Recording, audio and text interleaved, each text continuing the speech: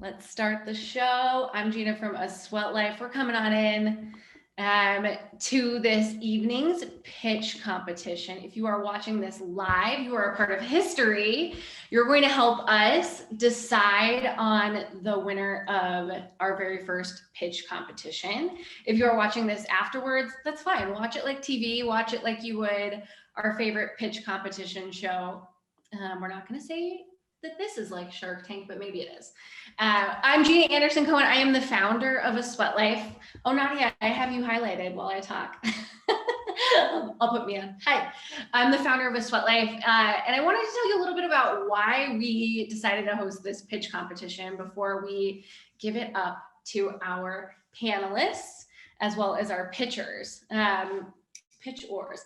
So we decided to host a pitch competition, and we decided on the exact check size because when aSweatLife got started, someone took a chance on me, and I applied for a program that was pretty similar to this pitch competition and got a $2,500 check, which gave me time and money to dabble, to try some things, and to inevitably start aSweatLife. So I was so grateful that someone took a chance on me, and now we at aSweatLife want to pay that forward too. So if you are just getting here, check in the chat. Tell us who you are, where you are. Say good luck to the panelists and to the presenters. And also just tell us a story. If someone's ever not checked on you, if someone has ever taken a chance on you and what that meant to you and for you. Check in. We're going to watch this. Winnie says good luck. Thank you, Winnie. I'm actually nervous for this because this is our first pitch competition. Oh, Kelly is so excited.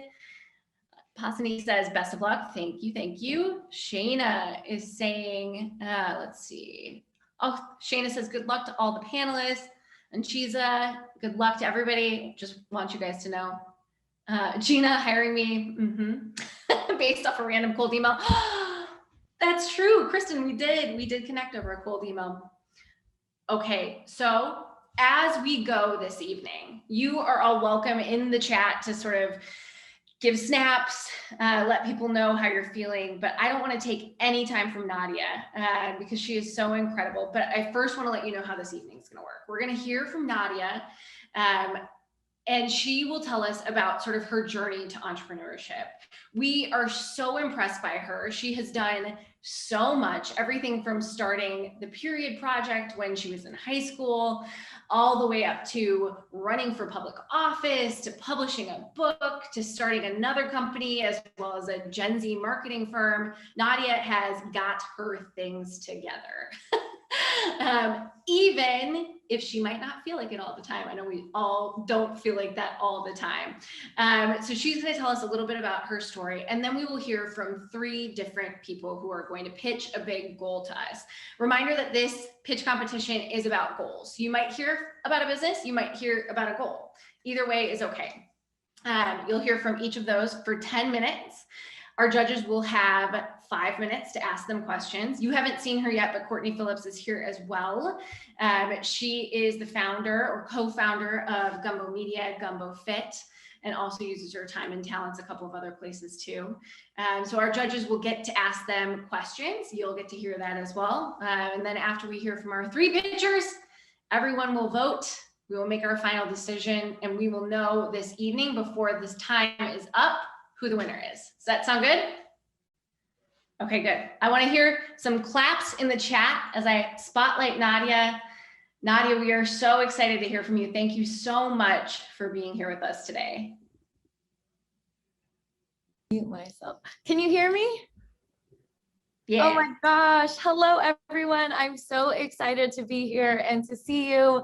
I have been looking forward to this all week. It's been kind of a crazy week of work, and also I feel like just reckoning with what 2021 is also. I've been feeling just really thankful this week because I'm in New York City, and I am just watching what's happening in Texas right now. And for any of you in Texas, I see Kelly in Dallas, like sending you so much love, and I hope you and your family and loved ones are safe. But yeah, I'm super excited to be here. I know that Jenna said that I have my stuff together, but I definitely don't feel like that all the time. And I'm just really, really honored to be here to join all of you and just share a little bit about my wellness journey, entrepreneurship, and also just my search to continue learning and having self-accountability as we all have this world cultural reckoning to keep pushing for diversity, equity, and inclusion. So I'll start with a little bit of background. I'm Nadya. I am 23. I just turned 23, and I'm in my last semester at Harvard College. My work has been in the period space. I'm rather obsessed with menstruation, and I'm pretty sure that the majority of people on this call maybe have personal experiences with menstruation as well. But I know it's not the most common thing to be so excited about and obsessed with, and I am.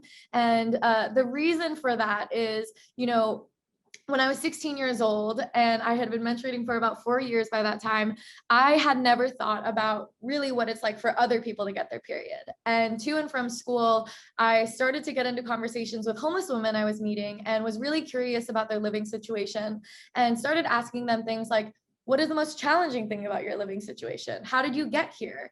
And I accidentally stumbled upon these stories of their using things like toilet paper, socks, brown paper, grocery bags, and cardboard to take care of their periods when they couldn't afford access to period products. And it just sort of lit this fire in me of feeling angry in this like, what the fuck sort of attitude of like, how is this still an issue in 2021 or no, in 2014, 2021 now? Got completely obsessed with it, started doing Google searches, just trying to learn more about period poverty, learning about the global consequences of period poverty and, the aspects of how it is a leading cause of absenteeism for girls in school. It's, often in many countries, the single event that leads to female genital mutilation or social isolation practices, or even child marriage. And so it's this kind of cultural moment because menarche, your first period, is very much like the biological time when, a body can now bear children, right? And then also learning about period poverty in the US, learning that in 2014, 40 states at the time had the tampon tax, which is a sales tax on period products, considering them luxury items. Meanwhile, products like Rogaine and Viagra were considered essential goods. That number 40 is now down to 30. But now in 2021, still the majority of our states have this tax on period products, considering menstrual hygiene a luxury and not a necessity. And it just became something that I was so fired up about. And you can hear it now, like I get so fired up about it. And I've been talking about this nonstop for 6 years. And it just sort of sparked this thing in me of like, why isn't this solved? Why aren't people talking about it? I started Googling and trying to find any organization that I could volunteer with, and there were none in the US. So I decided to start one.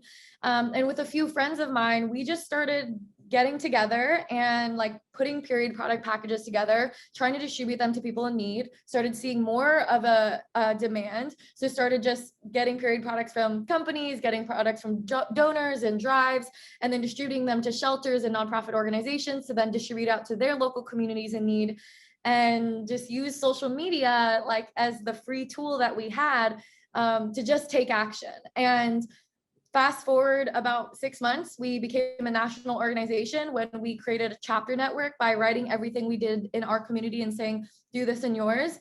And over the last 6 years, I led the organization until last January.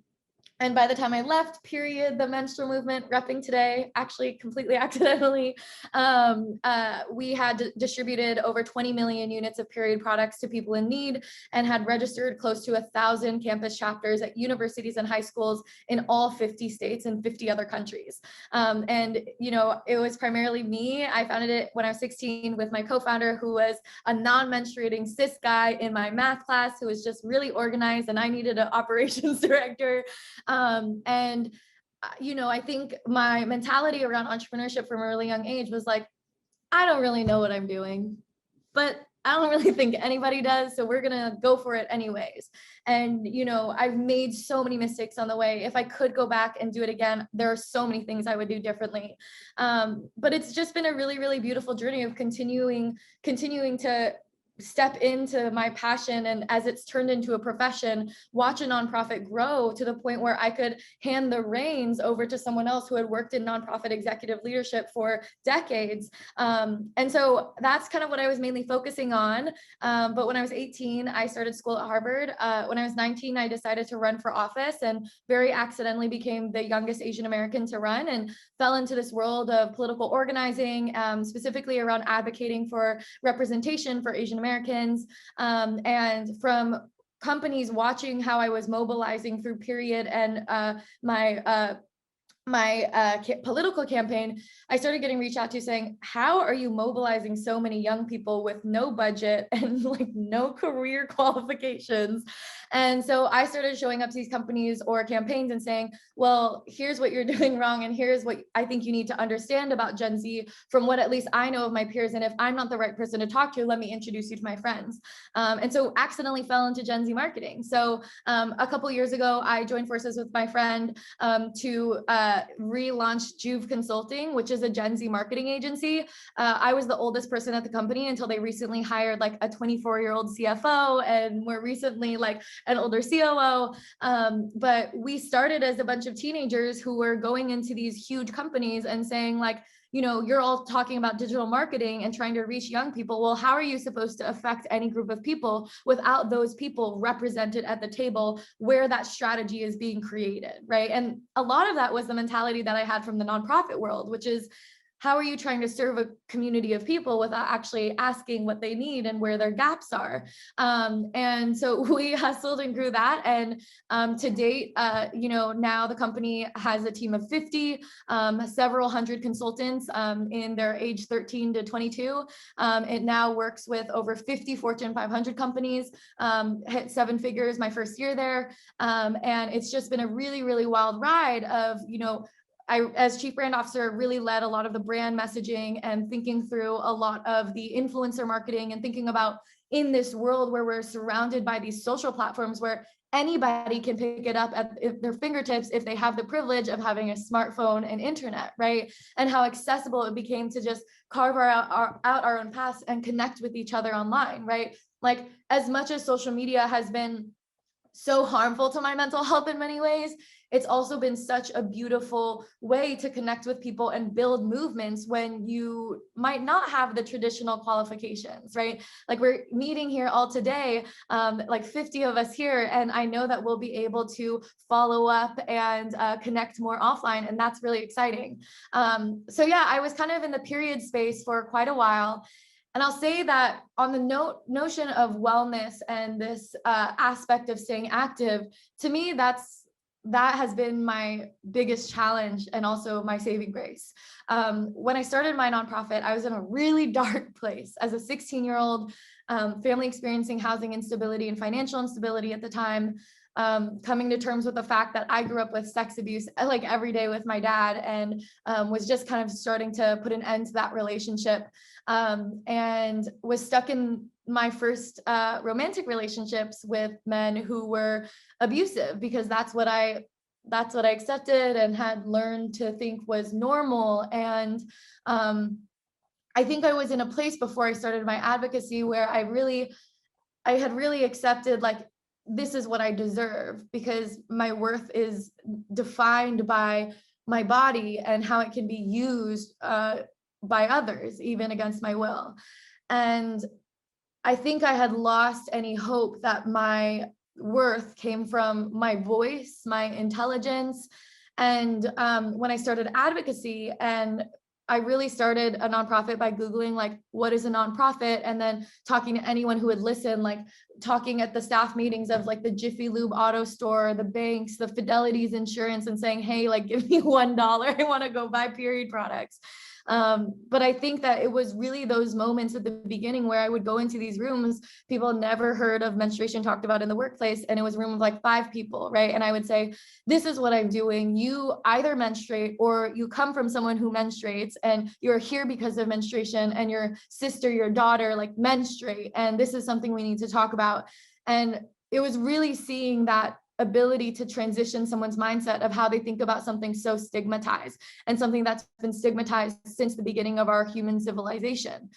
Fun fact, the word taboo, meaning something you do not talk about or touch in any sort of conversational way, comes from the Polynesian root word tapua, which means menstruation, right? So it's really embedded into our culture, embedded into the beginnings of all of our religious texts. And I think for me, it was really this understanding that I can go in and talk to someone about periods, and they will think I'm crazy or like a cute girl who cares about an issue at the beginning. And by the time I leave, I can get them to be a period warrior with me and really excited about periods.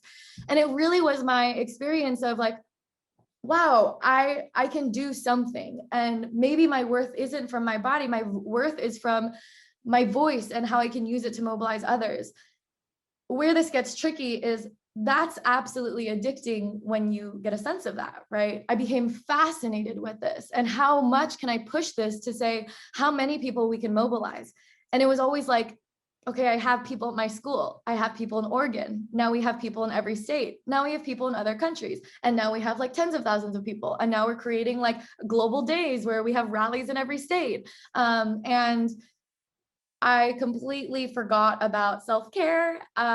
In 2018, I published my first book, Period Power, with my dream publisher, Simon & Schuster, and started traveling once or twice a day, like going to school on Mondays for half a day and then leaving, plane, 4 red eyes in a row, like many times last year.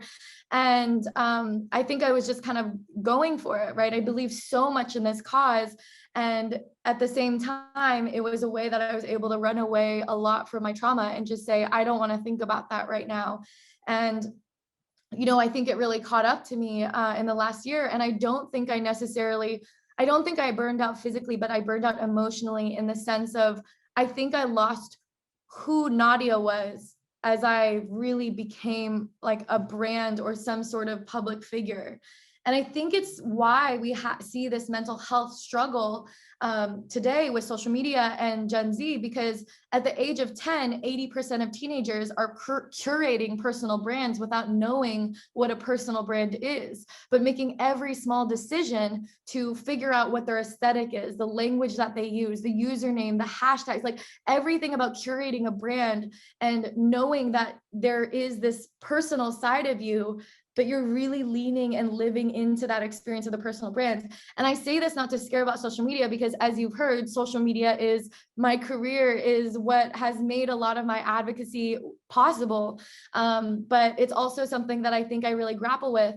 And as a survivor, physical activity is a huge part of how I was able to survive through a lot of the mental health side of things, because it was my way of being able to work out once a day, no matter where I was, and just be able to come into my body. And this became even more of a thing in the last couple of years. And so kind of on the topic of continuing my advocacy and equity and inclusion, in 2019, before I left the organization, I decided to step away from the nonprofit world, because I really felt like I could do more if I were to actually start living out my mission of reimagining period care and period culture by starting a lifestyle period brand that could reimagine period care and disrupt the harmful culture that I think has been perpetuated by brands for the last century. And so last January, I stepped away from my nonprofit. I stepped away from the consulting company and started raising a seed round that we're about to close next week. Raising capital has been exhausting, but so thrilling.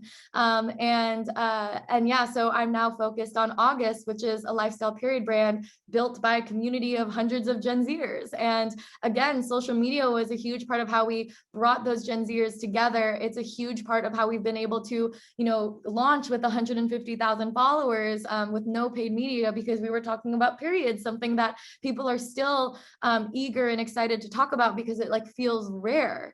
And on equity and inclusion, I think, this is a huge part of how I always wanted to prioritize how I led, right? As an Asian American growing up in Portland, Oregon, the whitest major city in the United States, and my mom does a lot of DEI work, like it was always at the forefront of my mind, like, why do we do the work, right? Who are you serving and how do you keep them in the front of your mind in everything that you do? How do you involve them in the strategizing process? And I think naturally when you work in the realm of wanting to serve unmet needs for people experiencing financial instability, equity and inclusion is really important. I also think that it's something that I really learned early on in my career when it comes to gender inclusivity, where we recognize that not everybody who menstruates identifies as a woman, but people might also identify as trans men or gender nonconforming and still experience menstruation, given that they were assigned female at birth. And so using more inclusive language all the way to then starting to work with bigger companies and going to them and saying, hey, you're about to see the Gen Z entering the workforce. Generation Z's nickname is the Genderless Generation because in the US, less than 50% of Gen Z identifies totally heterosexual or cisgender. So how are you going to make your space a more welcoming and inclusive environment? And we would really go in and say, even from the standpoint of racial identities, religious identities, how do you really make sure that you're not only paying attention to diversity, but also inclusion? And there's a very stark difference between the two. Diversity is like I use the analogy of like a dance party, right? Diversity is inviting different people to the table or different people to the dance, right?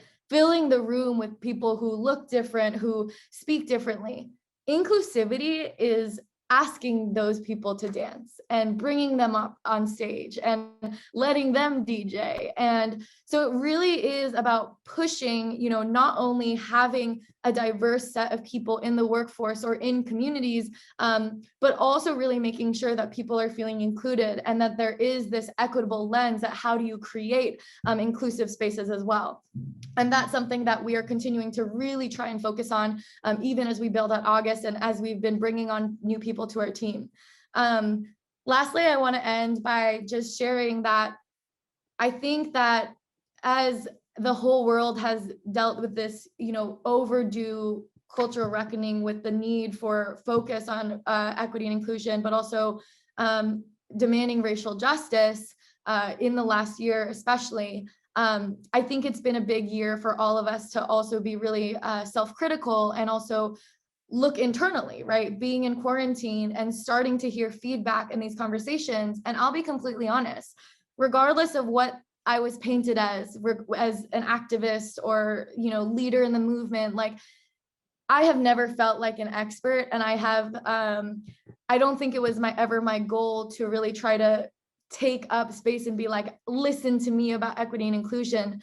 But I recognize that, in the last year, I've done so much learning and have really had opportunities to be held accountable by others and people I love around me, whether it be my family or otherwise, to always take moments to check in and be like, where can I improve on this, right? Where is my place as an Asian American to try and fight for Black and Brown communities or fight with Black and Brown communities, right? And what do I not know about my own privilege or my own history in this country that will make me more able to advocate in an equitable lens, right? For me, I've changed my whole academic focus at Harvard to focus on the sociology of Asian America because I realized, but I learned that the model minority myth was rooted in anti-Blackness and created by white-owned media coming out of times when, America was enforcing legislation like the Chinese Exclusion Act. And that is something that I never learned in school. And even in the public eye, talking about racial justice, I did not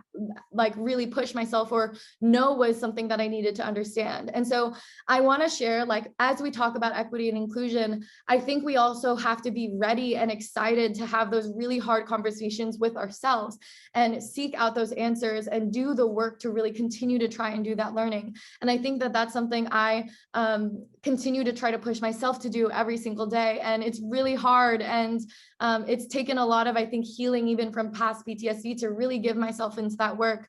To be completely honest, I don't have all my stuff together. I'm still learning how to balance everything. I spent 6 weeks in a residential rehab place for PTSD and depression last summer.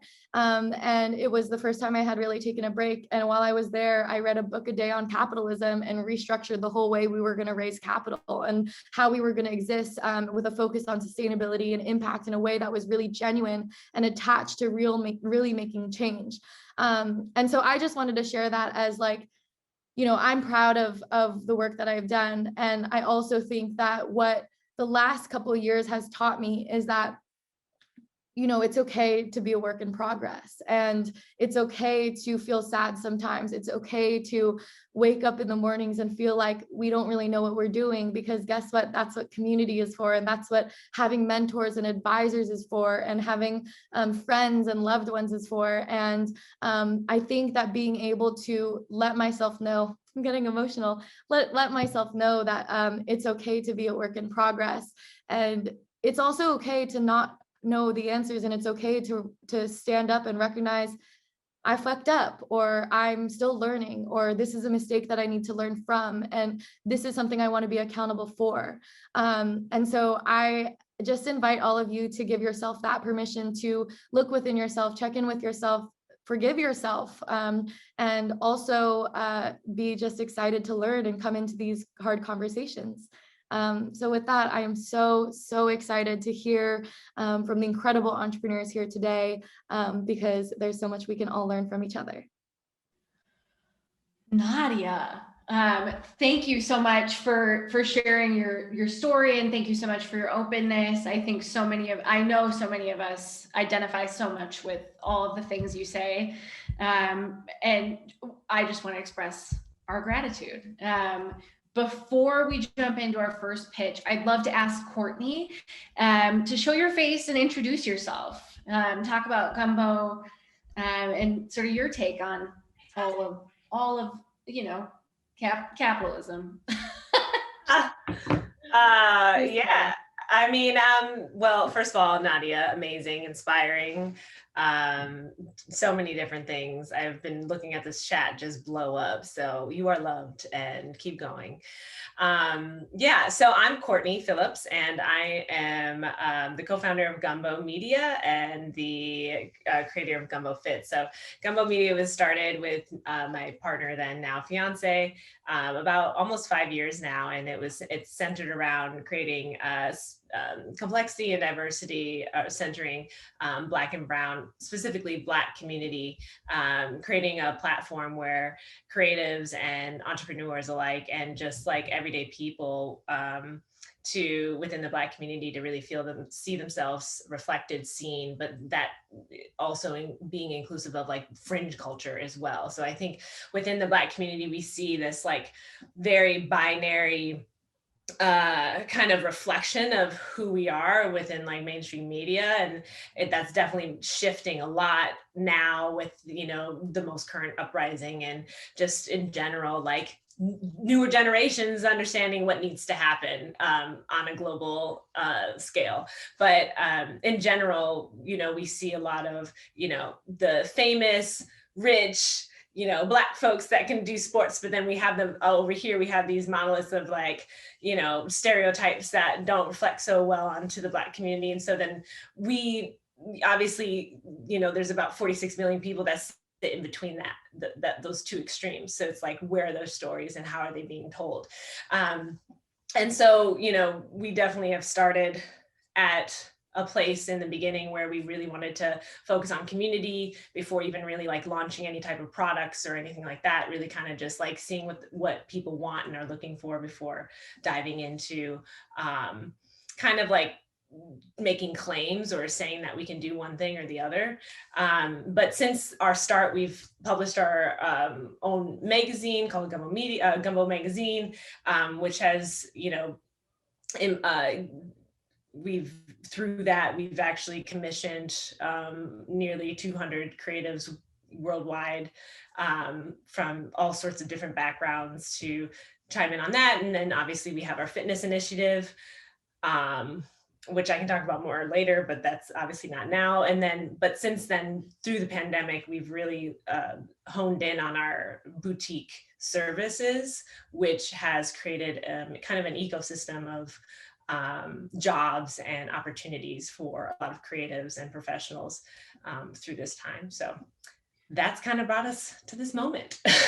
Courtney, thank you so much for introducing yourself, and we're so grateful that you're here as a judge this evening. Are we ready to hear from our first Kensli? Let's get into it. Okay, I will unspotlight Courtney and Nadya, and I'm going to spotlight Kensli. Kensli, we are so excited to see your face. I'm going to start your timer as soon as I unspotlight everybody but you. Wonderful. 10 minutes starts now. Hello, everyone. I would like for you all to just take a minute and envision a little Black boy in an underserved neighborhood and an underserved community. Now, unfortunately, this boy's father isn't active in his life. The father had to provide for the family, but with a lack of proper employment opportunities, he resulted to selling drugs and ultimately went to prison. So he wasn't available for his son. In fact, he was in prison for most of his son's childhood, all of his teenage years, and then a great majority of his adulthood as well. Now, that boy didn't have the adequate support at home and an emphasis on education. So because of that, he barely finished high school and he didn't go on to college. Instead of being able to build a career and establish himself, he worked from job to job just to be able to get by. He did find love and build a family, start a relationship, but the combination of childhood traumas and unaddressed mental health issues, along with environmental stressors, caused an outburst, an outbreak for that man. He ultimately then abused his wife and no longer had access to his family. None of these instances and issues are unique to this story or unique to this man. These are some commonplace issues that plague these communities, whether that be a lack of educational resources or a lack of employment opportunities, poverty, lack of access to mental health resources, or to healthcare that's affordable, even to healthy foods. All of these things are limited in a lot of these communities. So at this time, I would like to coin the phrase of a wellness desert. So everything that falls under wellness and then the absence or the lack thereof in these BIPOC communities and neighborhoods would be a wellness desert. Now I know that you're feeling a little alarmed, but don't worry, because I've created the solution for this problem. A BIPOC-centered multi-use wellness space, and it's called DEW Society. So DEW, D-E-W, stands for Diversity and Equity in Wellness. The spaces, just as the name describes, are here to bring wellness to the communities, help make wellness more diverse and more equitable across the board. Now, one important thing to note is that this is not your average, standard, typical community center. First, the design. Everything would be specifically curated and designed with people of color and with wellness in mind. So everything from the location of the spaces, ensuring that they're accessible via public transit, there's adequate parking, especially for places here in Chicago, making sure that the layout is comfortable and easy for the people who are going to be participating in this community. And then also offering some key elements like a community garden so that the community members have access to free fruits and vegetables, spaces like a thrift shop is the storefront. So the people of the community can purchase clothing and materials and supplies that they might need to participate in the workshops and the workouts that take place at DEW Society. Overall, everything within this space is inclusive. The types of classes and workouts, the music that's played, the gender neutral restrooms in the facility, all of it, childcare on site as well. Now, the primary piece and the thing that makes the space most inclusive of all is that all programming that's offered would be pay what you can. So there's no reason and nothing that's limiting the people of the community from joining and from participating in these different workshops and activities. So some of the specific offerings would be educational wellness workshops. So that could be sex education or other wellness workshops and opportunities. There would also be free Wi-Fi for resume writing and for the students in the areas and the communities to work on their homework or projects or get together with friends and build those relationships in safe spaces. There's coaching for job interviews to help career development for the people in these communities, as well as health screenings and health assessments. And this is important too, because the screenings and the assessments and the added help that we would be providing to the communities would be geared toward some of those ailments that most commonly and disproportionately plague the people of these communities, things like diabetes and hypertension. So with all of that said, you've got an idea of what Do Society is, but also you would need to know the main goal behind the space. In 2020, the unemployment rate for African Americans was 11.4%. That's 1.4 times the average national unemployment rate. So a space like Do Society can come in and provide career options and opportunities for the people in the neighborhoods who may not otherwise thought of wellness as a viable career option. This could be yoga teacher training or dietetics or anything that falls within wellness. Another thing to point out is that COVID-19 disproportionately affected Black people and people of color. In fact, if you're Black or if you're a person of color, you are 2 to 5 times more likely to die of COVID-19. We know that this is because people of color and people and Black people have disproportionately higher rates of things like diabetes and hypertension. So a space like Do Society would be able to come in, provide early screenings, assessments, continuous monitoring to help mitigate these health ailments and prevent and eliminate the fatalities as a result. Another thing to note, the second leading cause of death in Black children is suicide. And while we can't say why that is, I can guarantee that if a space like Do Society existed in these communities, the children would feel comfortable and confident and open to share their stories and at least get some coping tools and mechanisms from these licensed health providers to help them deal with their everyday stressors and environmental stressors. Now, let's go back to that example, to that little boy, to that man who choices were made throughout his life and honestly wasn't set up for success. That man is my estranged husband. So his story is my story. And because we have 2 children together, one of which is a little Black boy, this is important and vital to address these situations and mitigate the cycle from continuing. So my son, a little Black boy, is now going to grow up on the south side of Chicago without a father present in the home. Ending the cycle is so vital and it needs to happen now.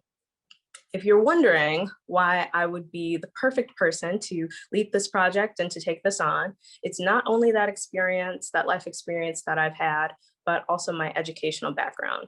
I have an MBA in hospitality. I've worked in hotels, restaurants, casinos. I've done everything from hotel interior design and hospitality interior design to events to I've been an adjunct instructor as well. So I know that I have the tools.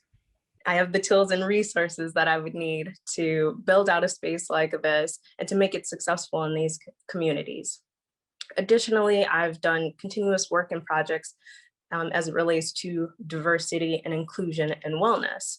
So I created Diversity and Wellness, a series of multicultural stories in which different participants shared their experience and their wellness journey. I've written several articles for the aSweatLife website, and then I helped to start the Better with Friends committee. So compilation of all of those things help to make me a leader in wellness, or a self-prescribed leader in wellness, and be able to spearhead a project like this. With all of those experiences, I've also gained a great network of wellness leaders, from instructors to creatives to teachers. And I know that everyone is ready and eager to come aboard and to participate in a project like this. So we're going to take our initiatives from panel discussions to creating active projects to becoming legitimate change agents and bringing wellness to the community through a space like Do Society. We know that wellness is for all people. We know that everyone can benefit from wellness, but the most important thing for us to do now is to design and deliver wellness to the communities that need it the most. With the $2,500, I would start small by creating one day a month of a mastermind in wellness, where we would bring in people of the community and have different workshops, workouts, panel discussions, so they could get familiar with us. We could become a resource for them. From then it would build and grow until we are a staple in all of these underserved communities across the country, and we're making active change and bringing diversity to wellness. Very good That's job, it. Kensli. Thank you. You did a great job sticking to time, and excellent presentation. I'm going to go ahead and spotlight Courtney and Nadya so that they can ask you any questions that they may have at this point. Why can't I find spotlight? I know how. I can do it. I can do it. Great job, Kensli. Thank you. Can I ask a question now? Yes, you may. Absolutely. Well, yeah, great job on your presentation. I had a question about how you plan to kind of incorporate teachers or health practitioners into your plan, because I know that you said that you have a lot of experience yourself, but from what you're saying, your idea will be providing, I'm assuming you're going to need those, like, a variety of different people to come in, if not partnerships. So I just want to know if you've thought about that. Yeah, so I have, like I said, a pretty strong network, I think, of people who would love to partner and join in on something like this. I manage Spa Dharma in Lincoln Park, and we have a few different nurse practitioners and PAs. So if we were needing overarching medical support, or like a medical director to be able to implement these assessments and these screenings, I would probably start with pulling from that. Same with the teachers. I know several instructors within the Chicago public school system. So doing a small partnership with that and then growing from there. Can I ask what has been done to date so far? Like, it sounds like it's going to be a nonprofit, right? I would like to think so. So far, this is it. This is the first time that I've taken a tangible step to creating the build out of the space, other than just having the idea floating around. But I'm feeling confident that now is a good time, because to my point, I have a strong network that I feel like I can lean on and partner with and pull from, because I obviously don't have all the answers operationally. I think I have it handled, but there's going to be a lot that I don't know that comes up. Where are you based? I'm in Chicago, so I live in Roseland on the south side. Yeah, awesome. Got it. And so you would be a nonprofit, or are you thinking that it's going to be more of like a hybrid model venture? I think it might end up being a hybrid model. Okay, yeah. Awesome. Yeah, I have a lot of experience with like the legal side of filing for like as a business or a nonprofit, so I'm happy to help on that too. I would love that assistance. What is your thought on timeline? Like, do you think that, like, I'm curious about kind of where you go from here. Like, I see your vision.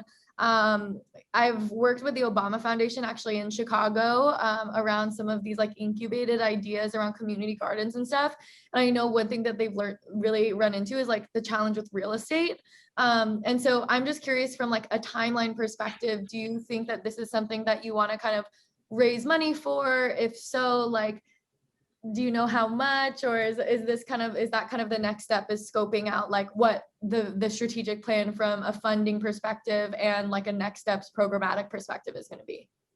I think in my mind, I was kind of doing the mentality of build it and they will come. So with the initial 2,500, I feel confident that I could create that mastermind full day workshop, panels, workouts, and demonstrate and show, like, look at how many people came to this, look at how beneficial it was. And I could start raising funds that way and see what comes of it and what it looks like in terms of how much I'll actually end up needing based on the success of that, and just continuing with that model until I'm at a spot financially that I feel confident to go out and start looking for full rental spaces. And that would be virtual. It would be in person. You said it would be virtual?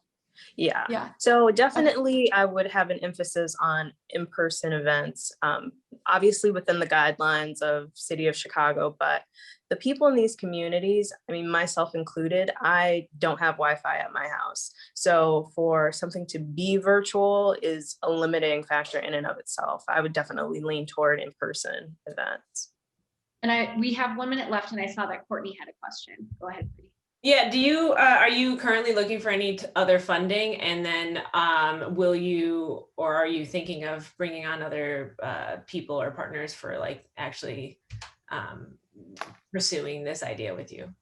I would definitely bring on partners, probably going off the basis of who is the most ready to dedicate their time to the project and what makes sense. I haven't actively started looking for funds yet. Okay. And then one other question.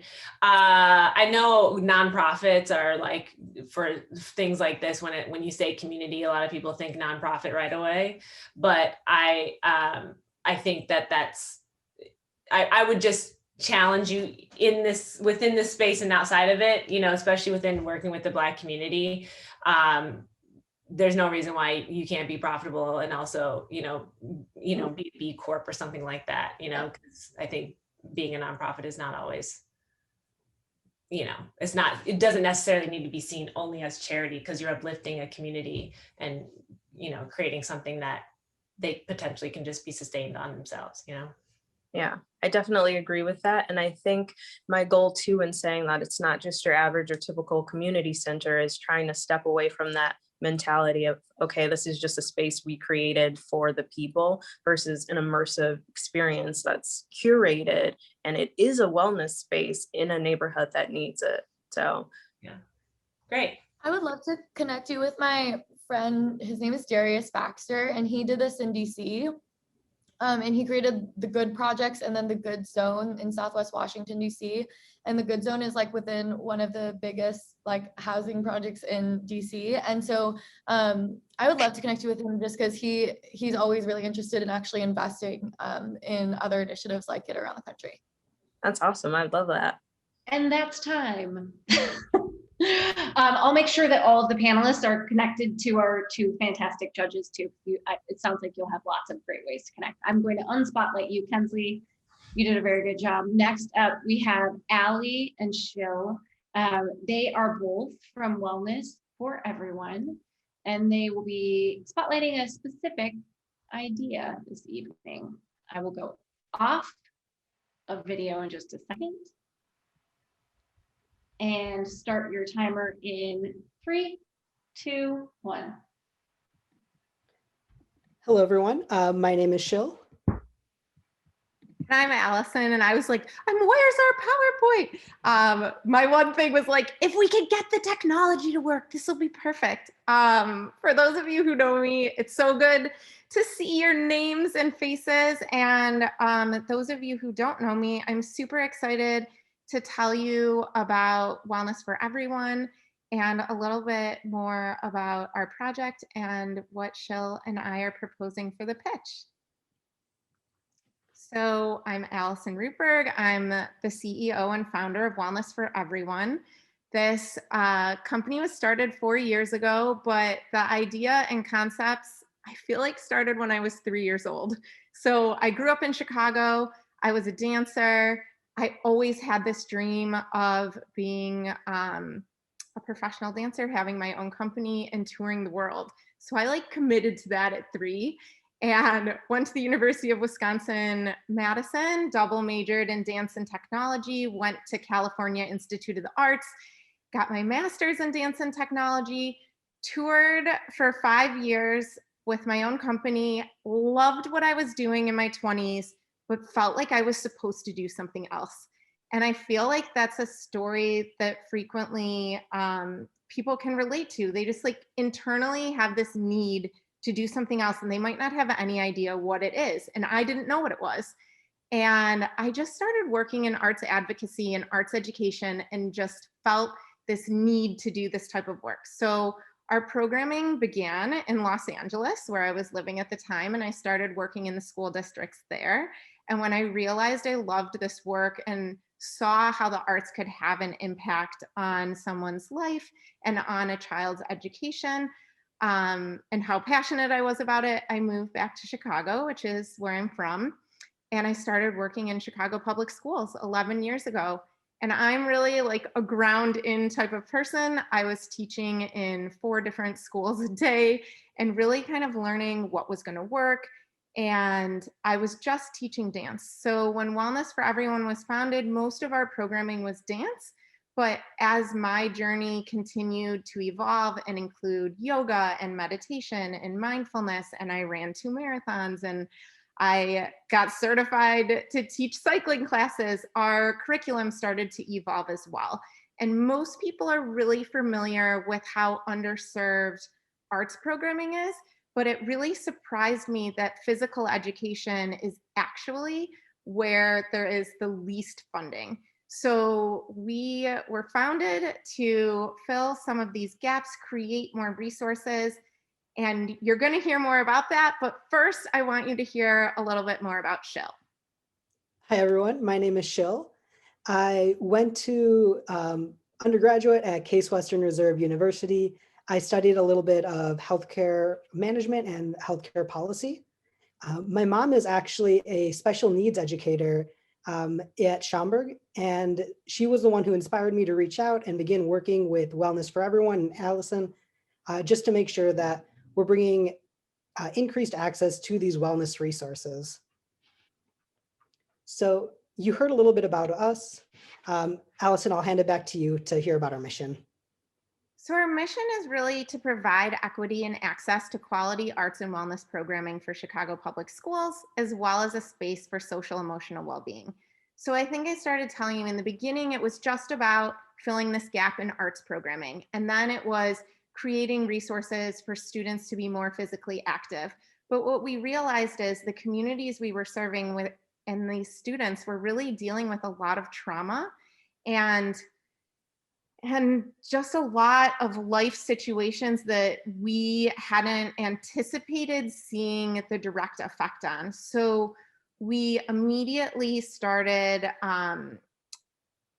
finding out more information about social emotional learning and how we could really target trauma, and listened to what the schools were telling us, met with the principals, met with the teachers, really discussed what are the needs of these students, what are the needs of your school, and how can we specifically reach these students and help your school and help these students succeed.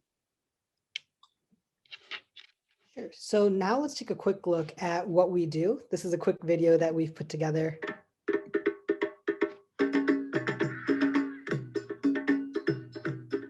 The programs that we provide reach schools all over the city of Chicago. Kids in these programs are getting experience in arts education, physical education, and we're focusing on building community within the school, but also teaching kids self-awareness skills. These are the kind of programs that give our students a sense of confidence and pride and an ability to work in society and be able to function and to give back as they grow up. Sorry about that. Okay, I wanted to start off by telling a quick story about 2 different students. So let's take a moment to meet Vicky and Colvin. Vicky and Colvin are both students within the Chicagoland area, and they're both going to high school. There are 2 differences that I want to key in for Vicky and Colvin, though. Vicky has access to tons of wellness resources at her school and outside of school. Unfortunately, Colvin does not have those same resources or the same access. Next, Vicky is able to log on to class every day and she's engaged, she participates. Unfortunately, Colvin has not logged in recently. So I want to take a quick look at some of the resources that are available to them. For Vicky, she goes to a well-funded school, so the school is able to provide a lot of different resources for her to explore and make sure that her wellness options are the best for her. And even if the school doesn't provide some of those opportunities, she comes from a well-off neighborhood, so she's able to explore these options outside of school as well. Now let's shift gears and talk a little bit about Colvin. Colvin goes to a school where funding was actually recently cut, and because of that, he doesn't have those same in-school opportunities. Additionally, Colvin goes to a school where over 80% of the students come from low-income housing. So there's a good chance Colvin doesn't even have the same access to those opportunities outside of their school.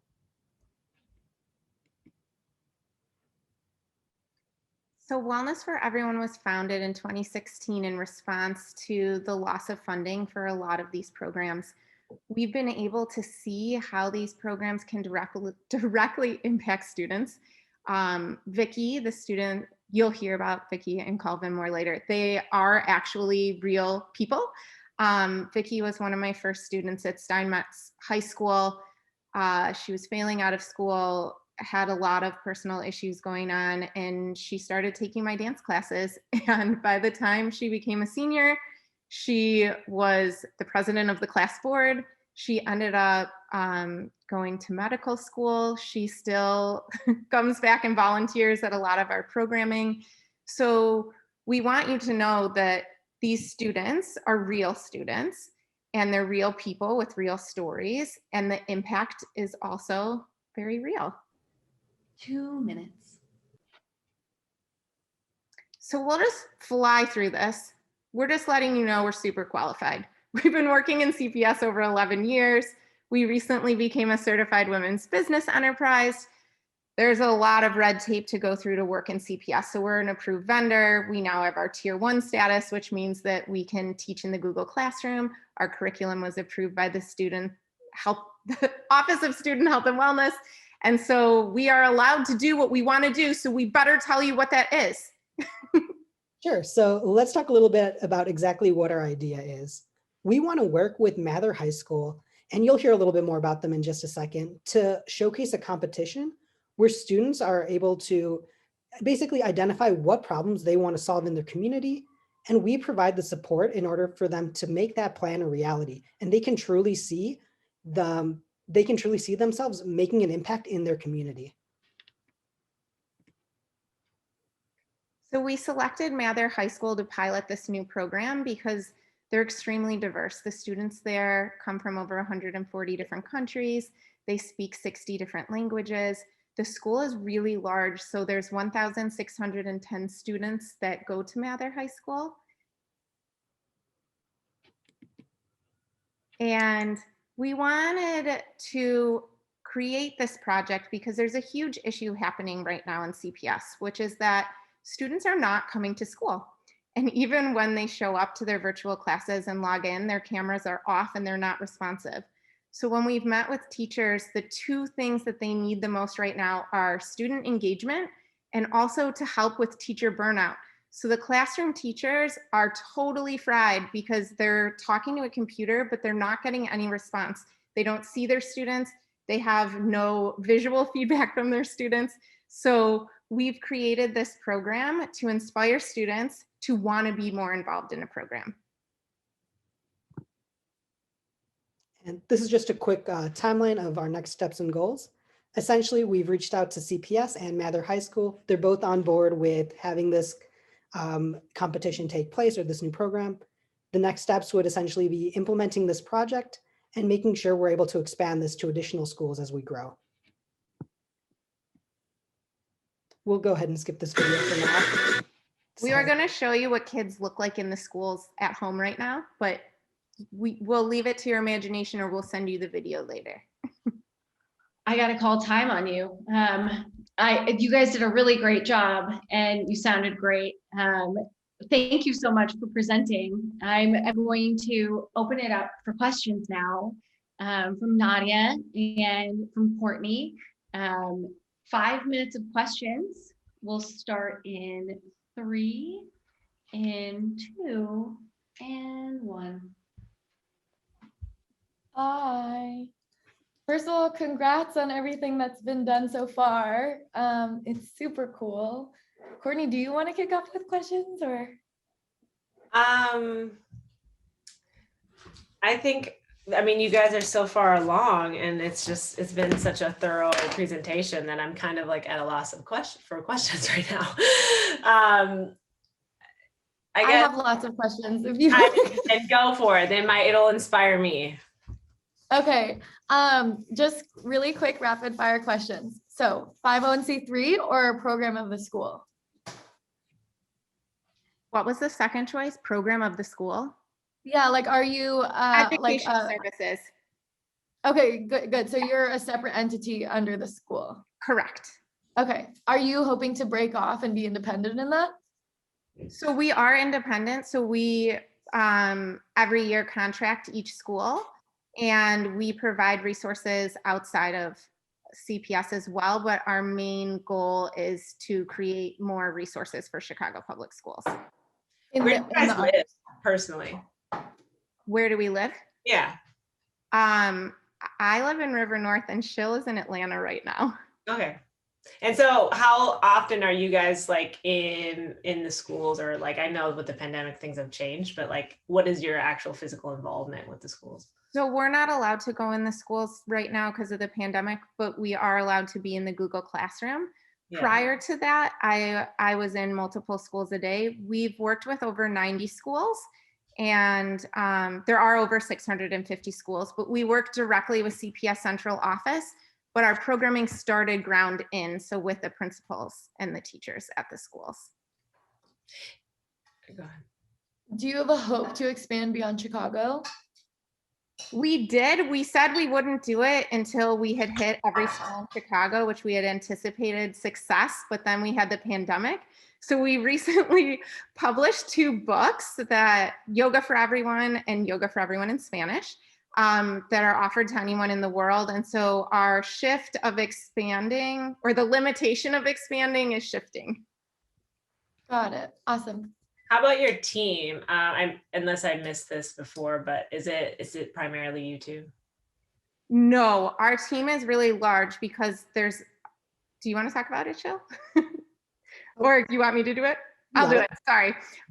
So our administrative team is all over the country right now. Our teaching artists are actually also all over the country. Prior to the pandemic, every single person was in Chicago. And most of our staff and teachers have worked in Chicago Public Schools for 10 to 20 years. So a lot of us have been working together for a while. Has the pandemic affected the number of contracts you're doing with CPS? Yes, but that just started changing this week. So I think they were waiting to spend their budgets because they thought we would go back to school, and then we didn't. And the way that CPS budgets work is they expire in June. So if they don't spend their money, then it goes away. So we're seeing a lot of new contracts right now, which is very exciting. We were able to continue to provide virtual programming last spring and this fall, but it was pretty slow. And that's also why we created this new program, because we want to really motivate students to initiate an idea and be responsible for what they're doing and what's happening in their school. And you're incorporated as an LLC? We're an S Corp. Oh, an S Corp, okay. Can you reiterate the range of students? Like when you say students, what is the primary age? Sure. We teach pre-K through high school, but for this specific pitch, we are just targeting Mather High School with 1 residency, with the entire goal to inspire the students to assess what their wellness challenges are right now, to guide them through coming up with what they want the solution to be. And we want to use this money to fund their project. Got it. How much more funding besides this do you think you'll raise for the program? That's a good question. So this program, we want to just launch at Mather. So the 2,500 is all we need to launch it. But For then how many we'd like to students? spread it to all of our schools. So Yeah. I'd love to see the program in 100 schools. There's about 1,600 students at Mather right now. 1,600. So the 2,500 would be kind of, would that be given to one of the students or split amongst, like what would that kind of look like from a funding perspective? Their prize will be 500. So they will have to create a budget for $500. The 2,000 will be used for a 10-week program that'll meet twice a week. So we'll be paying the teacher to guide them through this process. And that's time. Good job, guys. Thank you. Oh boy. Okay, we have one presentation left. Everyone is doing such a great job. Sarah, you get to bring it home, and then we'll vote. So Sarah, your timer will start as soon as I turn my camera off in 3, 2, 1. Hello, everyone. Sarah Ford from Woke Chicago. I'm so excited to be here, and I really am just like impressed with all of the pitches so far too. I feel like there's so much good stuff that's going on, and I'm just like wanted to say I'm proud of you guys. Like that's awesome. So we're doing the thing. And am I sharing something? Just want to make sure. You sure are. Awesome. It's like the question of the year. So I do have like a dope I was gonna play while we do this, but if you guys could with me just for one moment, if I just wanna invite you to close your eyes with me. As you can see on the screen, well, you just close your eyes, but before you close your eyes on the screen, there's a photo of 3 people who really moved me to create Woke Chicago. And I would just really love to take a moment of silence and reflection for Breonna Taylor and George Floyd and Ahmaud Arbery and all the other victims.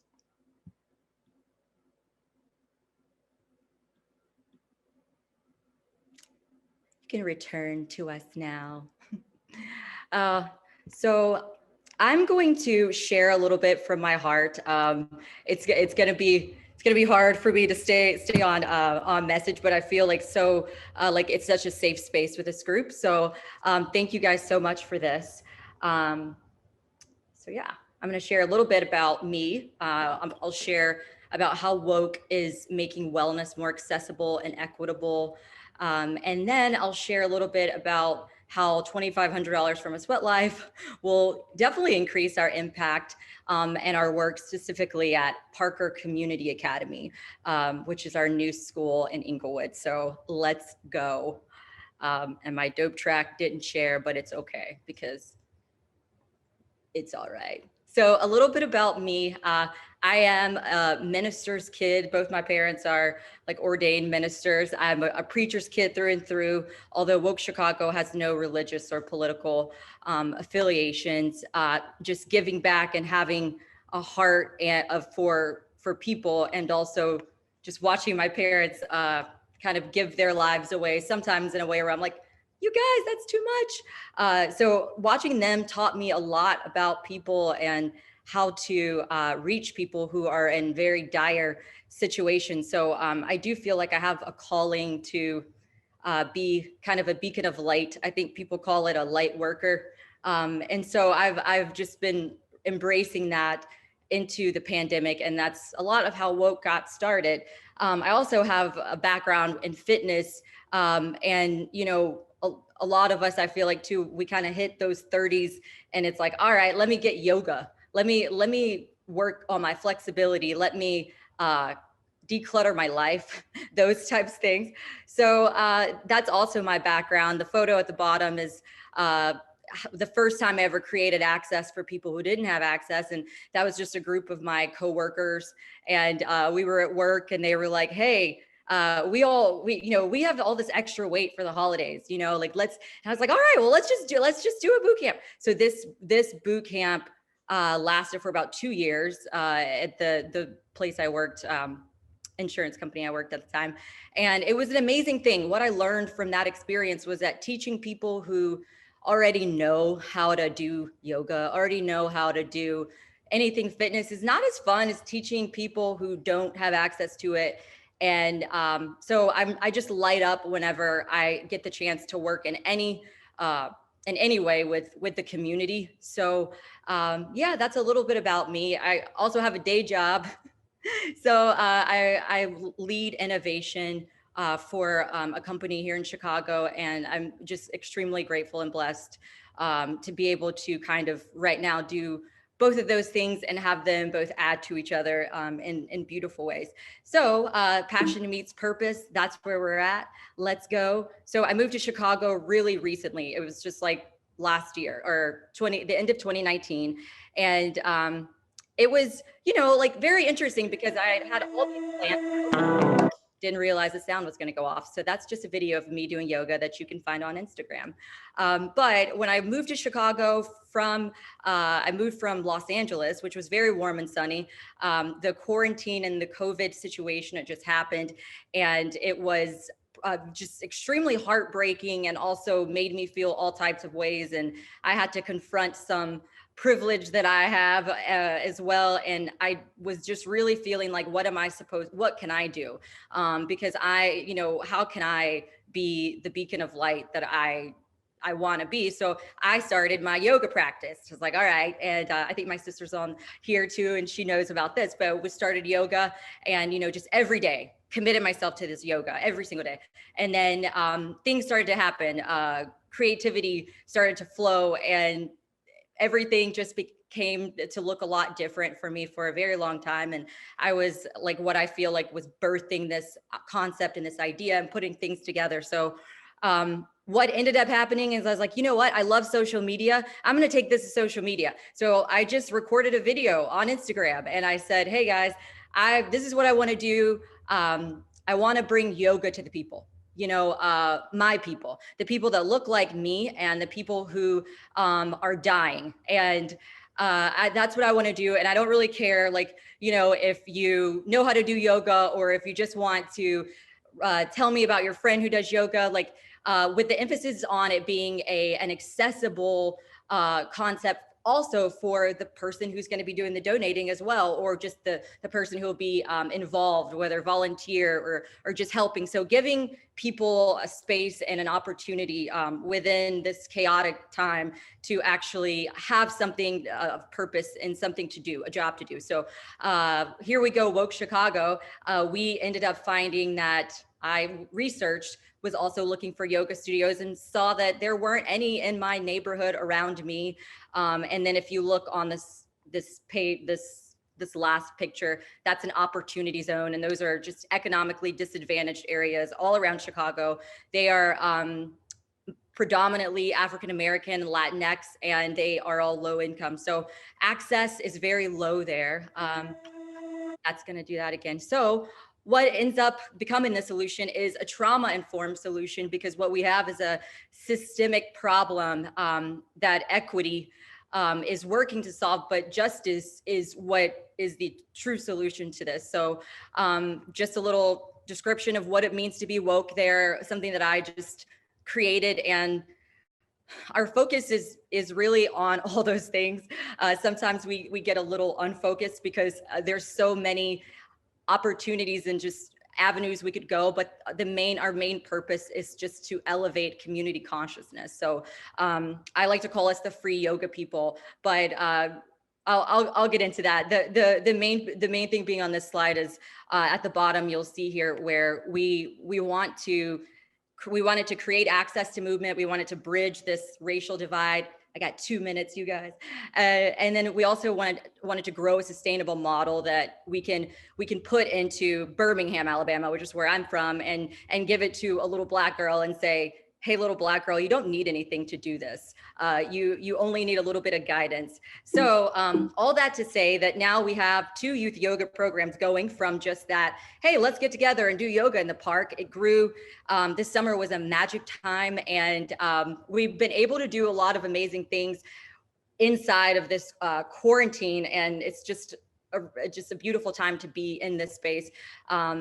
This photo is from a program we have on the West Side, and then just included some stats about our impact so far. We're a baby company. A lot of what I'm asking for from the SweatLife is so that I can continue to focus on, larger strategy things, and so that we can have dedicated programming at our school. That's the Parker Community Academy School. So a little bit about our model. I'm our number one investor, by the way.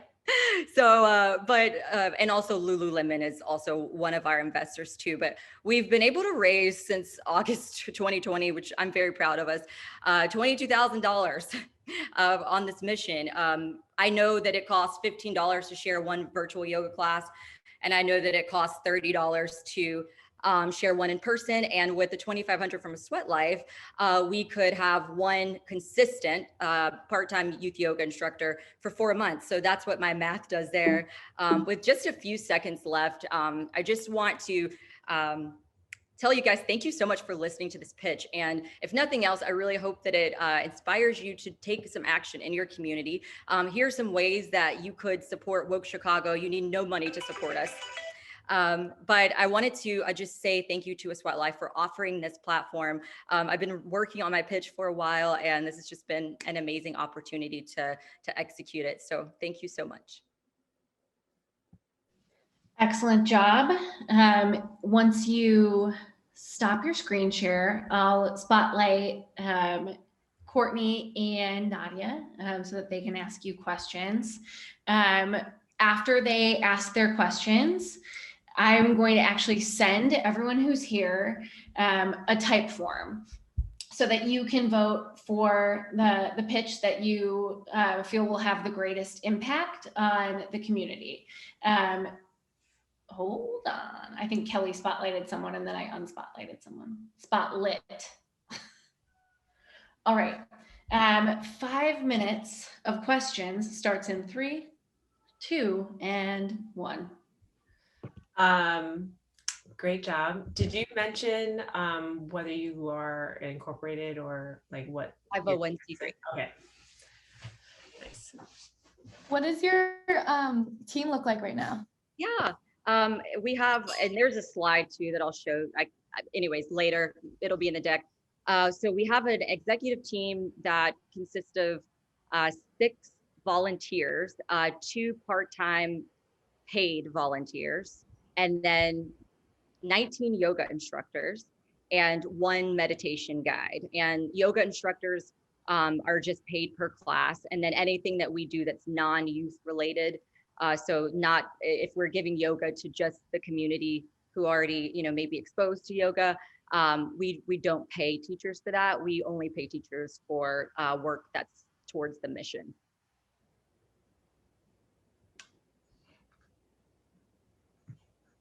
Is your hope to eventually do this full time? I'm going back and forth on that because right now the connections at my full-time job are just a really nice kind of lead in to promote what I'm doing. And I also have some aspirations of potentially passing this on to another female of color. So I feel like that's kind of the calling next, but I don't know when that's going to be. Do you have like kind of an outline or like a timeline for that? And then are you also searching for more funding? Yes. Timeline? No, I don't have a timeline because it's so personal and heart-led for me that I keep being introduced to these amazing humans that are going to have something to do with woke, or so I know that person's coming, but yeah, I don't know yet. And then as far as additional funding, yes. So our part-time employee that I took on as my own investment, she is like 100%, like she does grant work. So she's just writing, and we're so new that it's very hard to be funded. If you're just under 3 years is very, very hard. That makes a lot of sense. In terms of, I get really excited about this because I just became a yoga teacher and I've been having a lot of fun with it. It's kind of similar to the mission behind what Nicole Cardoza did, right? Who's presenting tomorrow with Yoga Foster. And it sounds like the difference with this one is it's digital. No, so we're both. So we're Okay. so we have one program that's currently in person, that's at a boxing gym. It's an outreach center that does boxing for boys and girls. So we have yoga in that boxing gym, and then we are virtual at the school, but the school, Parker Community in Inglewood, they want a yoga studio. They already picked out the closet that it's going to go. So so my goal with this money would be to start to secure like a teacher that looks like those kiddos, and that can be consistent and there, so that it's a memorable memorable experience. Or Yeah. Do you have a contingency plan for that? Because I think you said that it was for 4 months that would fund that instructor. Yep. So and then tomorrow we announced this very cool fundraiser that we're going to start doing. Hopefully you guys tune into it. But so we've built a fundraiser that will act on a bi-monthly basis and our fundraising goals are linked to the youth yoga that we provide. So we're always having enough money in our kitty from fundraising to pay instructors. So that's our first priority with fundraising. Nice. I've worked a lot in Chicago actually with some of the businesses that are based there. And I feel like you could do a lot with brand partnerships. Yeah. Like especially on social, because I think especially in this time with social media, like, you know, and there's so much virtual yoga happening, and the whole community of yoga instructors is really struggling right now because of all of the studio closures. So yeah, I mean, I'd love to connect on that. Yeah, because I'm looking at your social media, and I don't know, maybe we could do a call. I get really excited about the social media aspect because it's truly like, when I was on the nonprofit side, that was a huge part of my focus, was like, okay, I'm going to build a social media thing. And then I'll go to companies, most based in Chicago, with like Edelman and Ketchum all being there too. Yeah. And basically being like, I will shout out your thing for 6 figures in one Instagram post as a nonprofit. So that I feel like could be really powerful. And when you look at like Lululemon, and I'm personally signed with Adidas, like they're all trying to do, you know, race like inclusion, diversity work. So I feel like that could be super cool. I just think, I'm not sure who is working on like what your marketing team looks like or anything, but I think that from a social media perspective, like that was our biggest driver of funding. Like that's my biggest income stream, right? And so I feel like, especially given the mission of your work, that's kind of an untapped part of the business that I think could be really cool to work through. Yeah, I'm totally gonna take you up on it, because gotta be honest, it's me that does it. And I've happened just to be like kind of creative, but I'm like, I need some help. I don't know what I'm doing. So. Yeah. And have you time? Oh, sorry. I know. I want to make sure we're fair to everybody. I want you guys to talk forever. So I'll make sure you're connected. Courtney, did you have anything else to say? No. Okay. I'm going to send I'm so sorry to cut you off, Nadya. I'm going to send the type form to everybody. You have the opportunity now, friends who are here attending and watching the pitch competition, to weigh in. Take 1 minute, think back on your notes, your thoughts, your feelings, and think about specifically which one of those goals or ideas you feel really connected with and you think will have an impact on equity and inclusion in the wellness space. And then in about a minute, I'm going to share those specific votes with Nadya and Courtney so that they can factor them in. So go ahead, take your time. And while we're here, I also want you to reflect on how exciting it is to be a part of this very first Sweatworking Summit. I'm watching with bated breath, friends. and think back on that person who took a chance on you. Because tonight, right now, you're taking a chance on all of these folks who are presenting, who we're so, so proud of. It is brave to put your idea out there, to say the thing that you want so badly, or maybe say it for the first time. So we want you to know that all of you were so brave and so good. And I see numbers are still coming in. It's a private vote, don't worry. And once we've all cast our votes, which I think will happen in probably the next minute, we're one vote from done. Someone's having a hard time. They're weighing their options.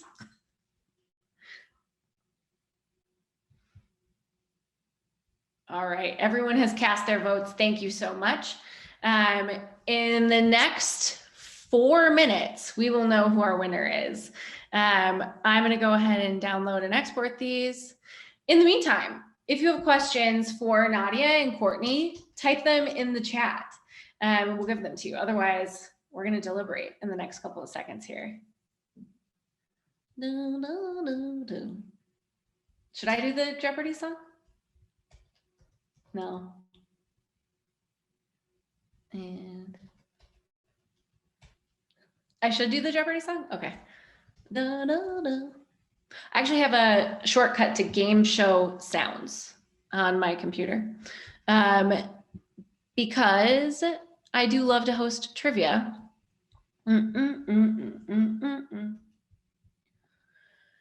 This is gonna be hard.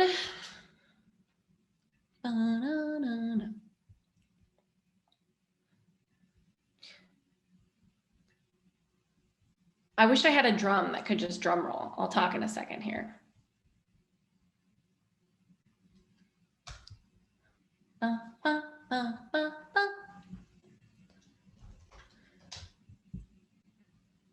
All right, in your inboxes, Courtney and Nadya, you have the results of the polling in about 2 minutes. Do you think that you'll be ready to make a call?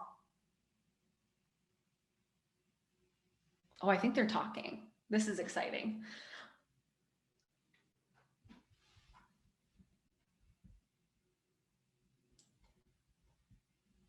This is probably the most exciting night of my life. I was nervous before we started this evening, mostly because I think we're so excited just to see everyone present their big passionate ideas. In about a minute, we will have the result.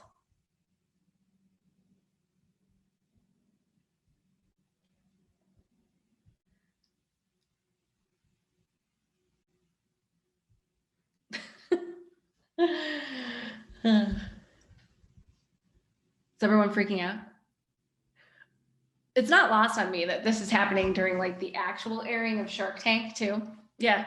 The suspense, I know. Oh, I really respect these judges for thinking long and hard. Who doesn't, AK? It's on at my house too.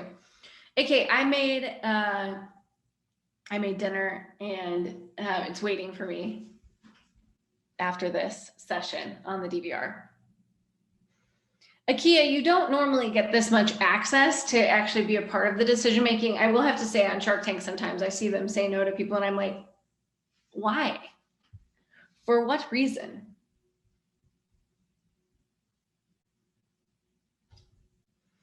The mushrooms.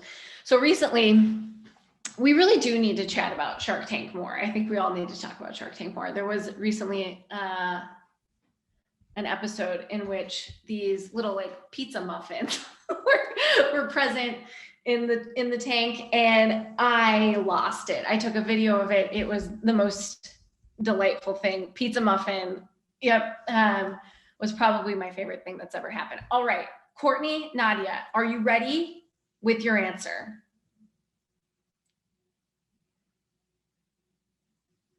They're just gonna ignore me until they're ready, until they're actually ready. Hi. All right. Here.